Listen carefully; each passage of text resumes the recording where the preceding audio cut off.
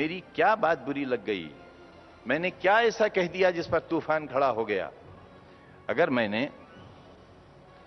کارگل کی پہاڑیوں پر قربانی دینے والوں کا یہ پرچہ دکھا دیا اور یہ پڑھ کر سنا دیا, تو اس جرم کا سب سے پہلا جرم کرنے والا شخص وہ مہان ویکتی ہے جس نے مجھے ٹرین میں خود کرنل اجیت صاحب نے اس واقعے کو بتلایا تھا. اور پھر اس کے بعد اس وقت کا 1999 میں انڈین ایکسپریس کی بہت بڑی حیثیت تھی. اس اخبار میں یہ پورا لیکھ نکلا تھا جس میں لکھا گیا تھا that but only till the determined Muslim company of 22 grenadiers decided to launch an aggressive attack and repulse the Pakistani intruders. آگے لکھتے ہیں the Charlie Muslim Company. یہ میں نہیں کہہ رہا ہوں, یہ اتہاس کہہ رہا ہے. the Charlie Muslim Company. یہ اتہاس کہہ رہا ہے, میں نہیں کہہ رہا ہوں. میری زبان پکڑی جاتی ہے کہ میں نے مسلمانوں کا نام کیوں لے دیا. میں بس اتنا کہہ رہا ہوں کہ ہماری قربانیوں کو تسلیم تو کر لیا جائے. ہم خون دینا چاہتے ہیں, جان دینا چاہتے ہیں, لہو دینا چاہتے ہیں, ملکی سرحدوں کی حفاظت کرنا چاہتے ہیں. آخر فاشسٹوں کو یہ بات بری کیوں لگتی ہے؟ بات معافی اور تلافی کی ہے ہی نہیں, بات صحیح اور غلط کی ہے. اگر میں غلط ہوں تو میری سزا صحیح ہو سکتی ہے, لیکن جب میں آپ کو پرمان دے رہا ہوں اور یہ پرمان میں دکھا رہا ہوں کہ یہ میں نہیں کہہ رہا ہوں, یہ کرنل اجیت نے کہا ہے. میں نے آپ کو سی ڈی دکھائی ہے, آپ کو میں سی ڈی دے سکتا ہوں. 40 منٹ کی جو فلم دکھائی گئی تھی ایک بڑے چینل پر, اور میں اس ٹکڑی کا نام بھی بتا رہا ہوں, اور وہ میرا دیا ہوا نام نہیں ہے, وہ نام اخباروں کا اور خود فوج کا دیا ہوا نام ہے. فوج کے ناموں پر ہم بحث نہیں کر رہے ہیں. ہمارا شکوہ تو صرف اتنا ہے کہ ہمارا لہو سرحدوں کا اور ملک کی حفاظت کے لیے اگر بہے تو کہیں اس کا ذکر ہونا چاہیے. ہم چل رہے تھے تو ایک لڑکا جو ہے وہ نیچے زمین کے اوپر گرا ہوا تھا. تو جب میں اس کے نزدیک پہنچا تو 2-3 لڑکے جو ہے وہ اس کو دیکھ رہے تھے کہ یہ کیا ہو گیا اس کو. تو جب میں نے اس کی نبض پکڑی تو نبض نہیں تھی. دل پہ ہاتھ رکھا تو دھڑکن نہیں تھی. تو یہ لڑکا جو ہے یہ ختم ہو چکا تھا کیونکہ سانس آ نہیں رہا تھا, اور اس کارن سے جو ہے وہ اپنی آخری سانس لے چکا تھا. تو ہم نے پھر کیا کیا کہ اس کی ایک دم سے پمپنگ کری اور منہ سے جو ہے اس کو سانس دیا. اینڈ غنیمت یہ تھی کہ 2-3 منٹ کے اندر یہ لڑکا جو ہے واپس سے لمبی سانس لے کر کے اور یہ کھڑا ہو گیا. یہ حوالدار امتیاز اس کا نام تھا. تو میں نے اس کو کہا کہ بھائی ابھی آپ ایسا ہے, آپ اوپر نہیں جا سکتے کیونکہ ابھی تو آدھے سے زیادہ راستہ باقی بچا ہوا ہے. اینڈ یہ لڑکا جو ہے میں نے اس کو نیچے بھیج دیا. آپ کے ساتھ لوگ کتنے تھے؟ قریب 600 لوگ تھے. آپ نے بولا 6. جو میری کمپنی ہے اس کے اندر میرے پاس میں 80 لوگ تھے. 80 مسلم کمپنی کے جوان تھے. اور یہ 4:30 بجے آپ کتنے اوپر ہوں گے؟ 4812 سے زیادہ ہائٹ پہ ہم پہنچ چکے تھے, بیکاز 5287 سے تقریباً ہم لوگ 150 میٹر نیچے تھے. سو دیٹ مینس آپ تقریباً 5000 میٹر کی ہائٹ پر پہنچ گئے ہیں. ٹھیک ہے.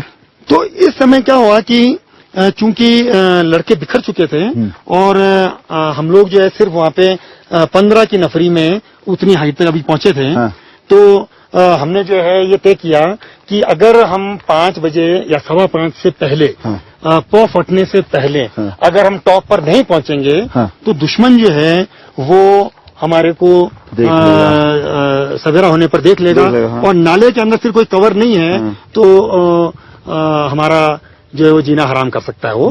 تو یہ چیز ہمارے دماغ میں تھی. یہ ایک منتر تھا کہ اگر بچنا ہے تو کھلوا رج کے اوپر سویرا ہونے سے پہلے پہنچنا ہے. تو جب میں نے یہ 10-15 لڑکوں کو اکٹھا کیا اور ہم نے پھر جو ہے ہمارا گرینیڈیئرز کا جو نعرہ ہے وہ سرودا شکتیشالی کا نعرہ لگایا, اور چونکہ لڑکے میرے مسلم کمپنی کے تھے تو میں نے جو ہے ان کو اور جوش دلانے کے لیے اور دشمن کے اندر جو ہے ایک کنفیوژن پیدا کرنے کے لیے ہم نے جو ہے نعرہ تکبیر اللہ اکبر کا نعرہ لگایا, اور یہ ریپیٹڈلی ہم لگاتے گئے.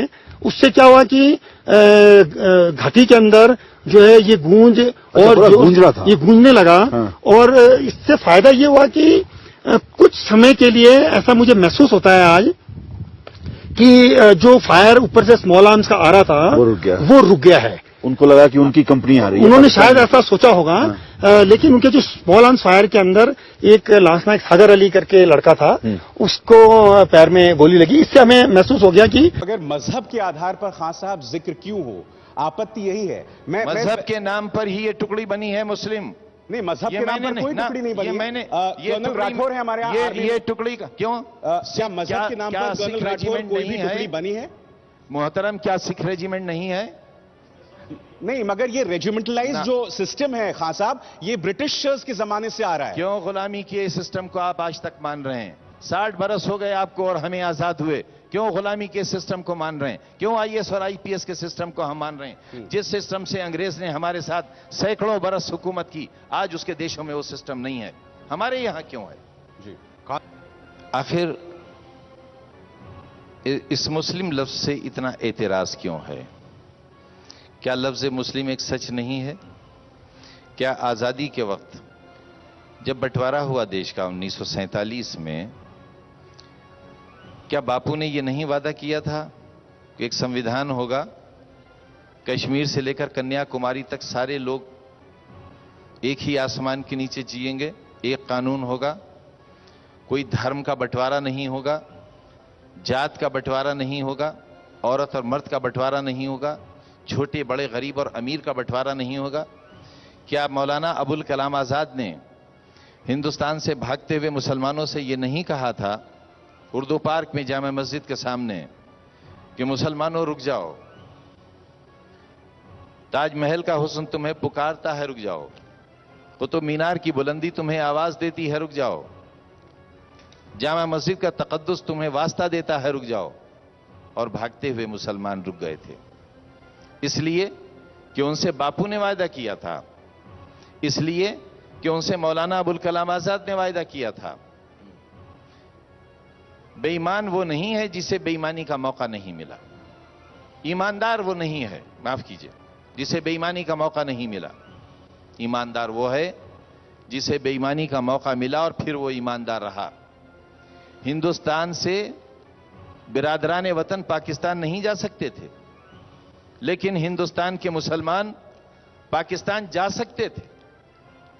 وہ نہیں گئے پاکستان, میرے والد نہیں گئے, میں نہیں گیا, میری اولادیں نہیں جائیں گی, کیونکہ ہم کسی سے بھی زیادہ ہندوستان کو محبت کرتے تھے اور چاہتے تھے اور چاہتے ہیں.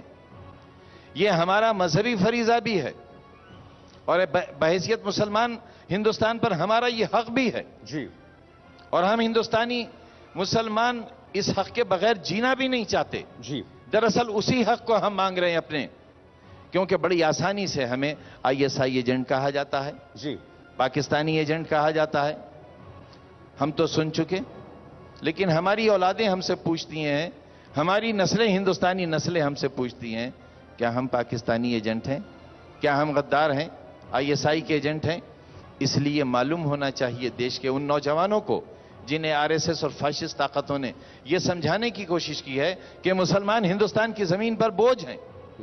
آزادی کے وقت انہیں جانے کے لیے دروازہ کھول دیا گیا تھا, یہ کیوں نہیں گئے پاکستان جب دھرم کے نام پر ایک دیش بن گیا؟ جی, اس لیے آج یہ سمجھانا اپنے ان نوجوان بچوں کو اور جوان بچوں کو سمجھانا ضروری ہے کہ بیٹو, ہم غدار نہیں ہیں, ہم سے نفرت مت کرو, ہم سے محبت کرو. اور یہ جو کچھ بھی اس دن کا بیان ہے ہمارا, صرف ہمارے دل کا درد تکلیف ہے, اور ہم یہ سیکھ دینا چاہتے ہیں کہ ہم بھی محبت کیے جانے کے قابل ہیں. چلیے ہم